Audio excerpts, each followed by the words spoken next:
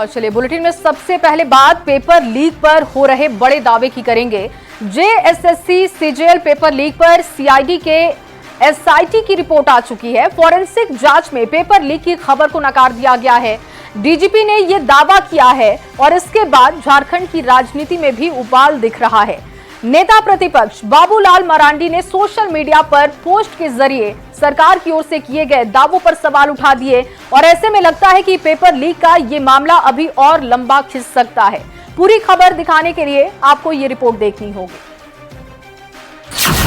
JSSC paper leak पर बड़ा खुलासा, झारखंड डीजीपी का बड़ा दावा, जेएसएससी सीजीएल का पेपर लीक नहीं हुआ, बाबूलाल ने उठाए दावे पर सवाल।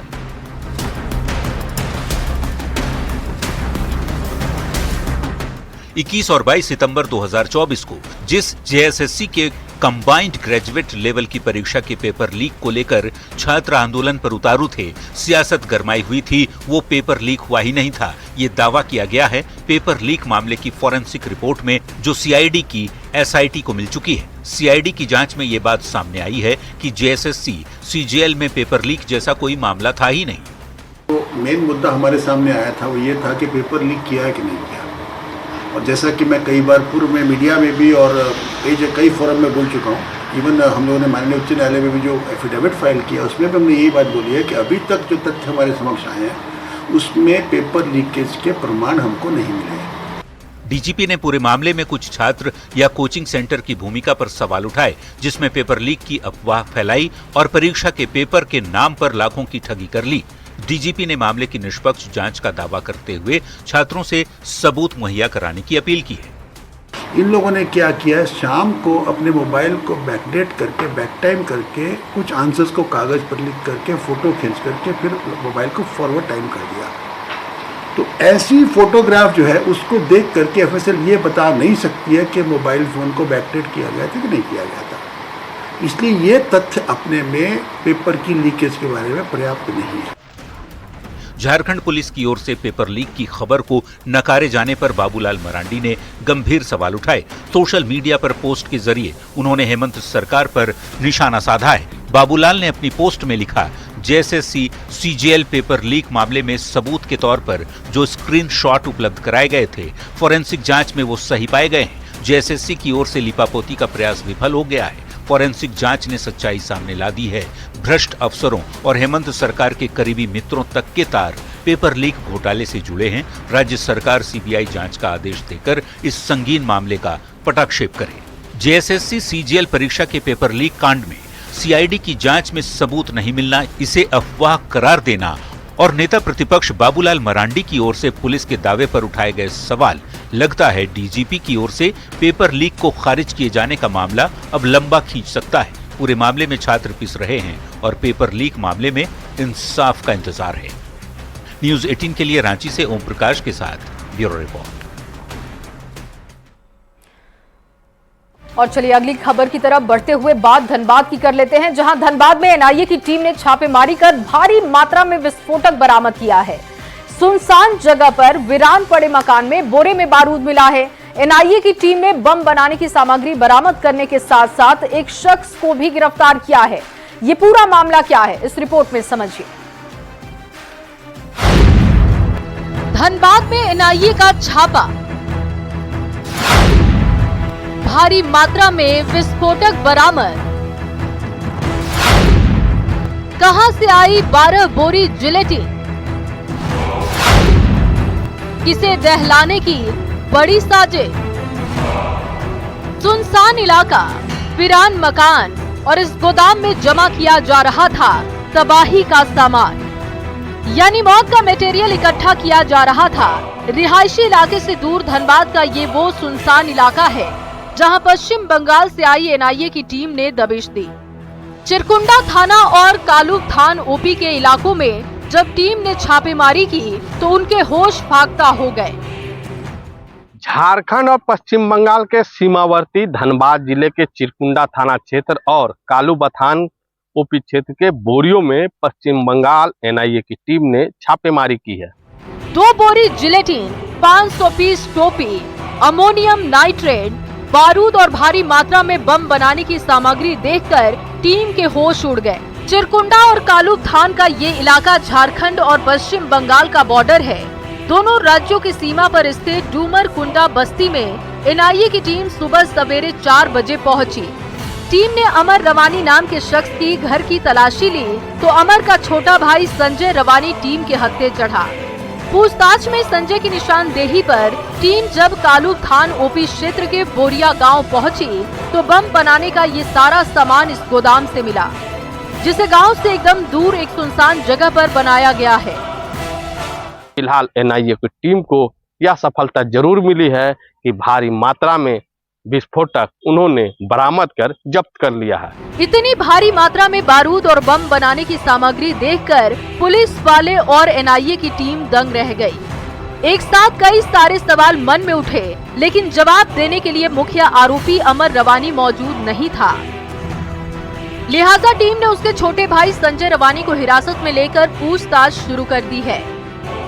बड़ा सवाल ये है कि आखिर कहां से आई 12 बोरी जिलेटिन, क्यों इकट्ठा की गई विस्फोटक सामग्री, कहां से आया विस्फोटक और किसने दिया, आखिर किसे दहलाने की रची जा रही थी साजिश। देखना है कि इन सारे सवालों का जवाब क्या मिलता है। धनबाद संवाददाता संजय गुप्ता के साथ ब्यूरो रिपोर्ट न्यूज़ 8। और वहीं सीएम हेमंत सोरेन की अध्यक्षता में विकास योजनाओं की समीक्षा बैठक आयोजित हुई। इसमें सभी जिलों के डीसी के साथ ही सभी विभागों के अधिकारी शामिल हुए। इस दौरान राज्य में चल रही योजनाओं की प्रगति की समीक्षा की गई। इस बैठक में सीएम ने अधिकारियों को कई अहम निर्देश भी दिए।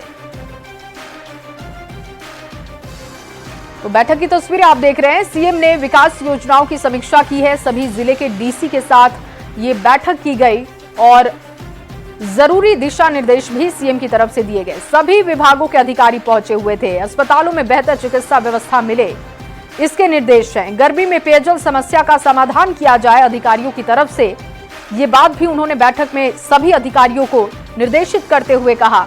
मेडिकल कॉलेज देवघर एम्स में हेलीपैड बने, ब्लड बैंक में कमियों को दूर किया जाए क्योंकि लगातार इसकी शिकायत मिल रही थी, और आंगनबाड़ी केंद्रों का जिक्र करते हुए निर्माण की बाधा दूर करें, ये निर्देश भी उन्होंने अधिकारियों को दिए।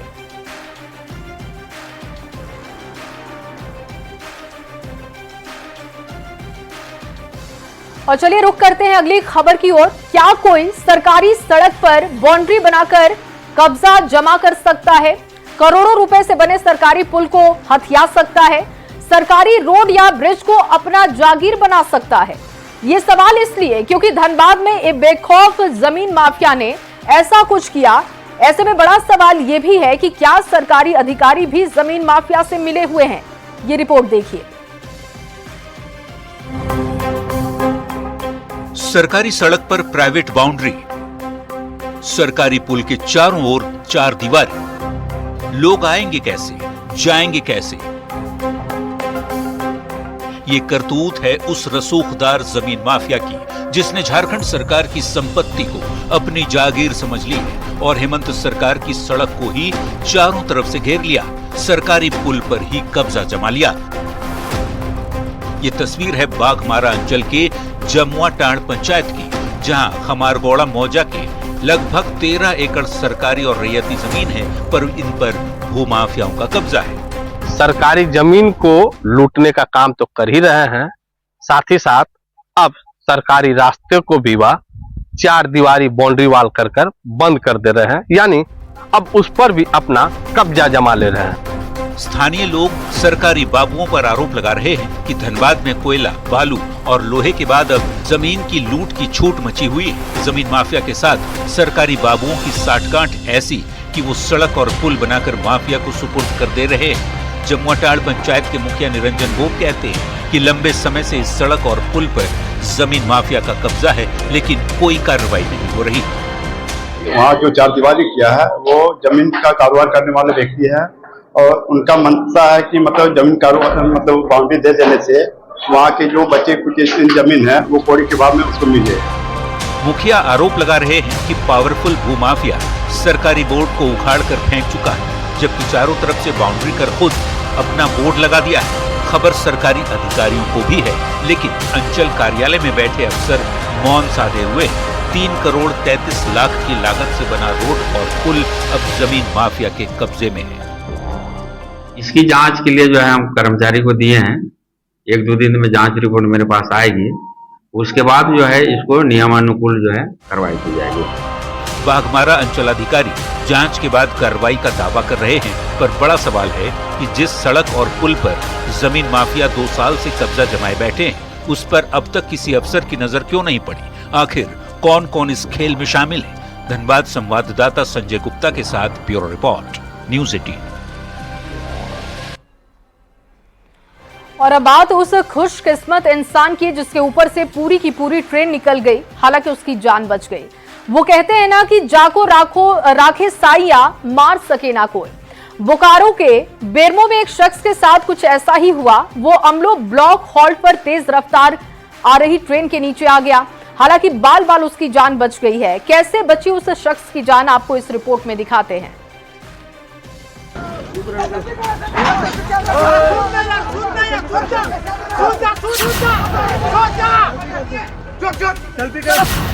दो पटरियों के बीच फंसी जिंदगी और ट्रैक पर रफ्तार भरती ये ट्रेन।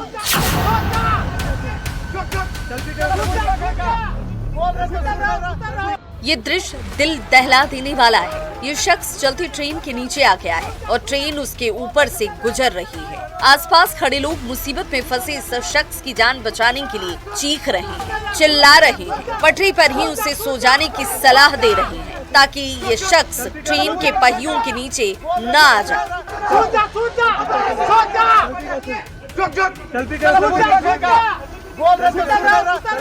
रोंगटे खड़े कर देने वाली ये तस्वीर बोकारो के बेरमो से सामने आई है। मंगलवार की शाम ये शख्स अमलो ब्लॉक हॉल्ट के पास से गुजर रहा था, तभी अचानक से जबलपुर हावड़ा शक्तिपुंज ट्रेन सामने से आ गई और ये शख्स ट्रेन के नीचे आ गया। इस भयावह परिस्थिति में शख्स ने खुद को जैसे तैसे संभाला और दोनों पटरियों के बीच ट्रेन के नीचे ही बैठ गया। वहाँ मौजूद लोगों ने शख्स को बैठने नहीं, सोने की सलाह दी ताकि वो ट्रेन से न टकरा जाए, ट्रेन ऊपर ही निकल जाए और किसी तरह संकट में फंसे इस शख्स की जान बच जाए।